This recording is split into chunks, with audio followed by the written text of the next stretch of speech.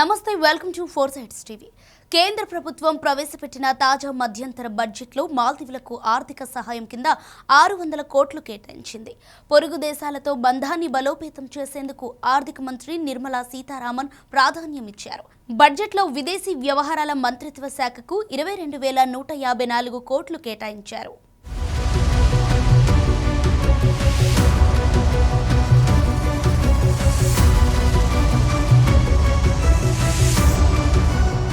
మన దేశం అవలంబిస్తున్న పొరుగుకే తొలి ప్రాధాన్యం విధానంలో భాగంగా సరిహద్దు దేశమైన భూటాన్ అభివృద్ధికి 2,068 కోట్లు, మాల్దీవులకు 600 కోట్లు, నేపాల్కు 700 కోట్లు, ఆఫ్ఘనిస్తాన్కు 200 కోట్లు, బంగ్లాదేశ్కు 120 కోట్లు కేటాయించారు. ఇరాన్తో అనుసంధాన ప్రాజెక్టులపై ప్రత్యేక దృష్టి పెట్టిన కేంద్రం ఆ దేశంలోని చాబహర్ పోర్టు నిర్వహణకు 100 కోట్లను ప్రకటించింది. తాజాగా మాల్దీవులతో దౌత్యపరమైన విభేదాలు నెలకొన్న తరుణంలోనూ కేంద్రం ఆ దేశానికి ఆపన్న హస్తం అందించడానికి మొగ్గు చూపడం విశేషం.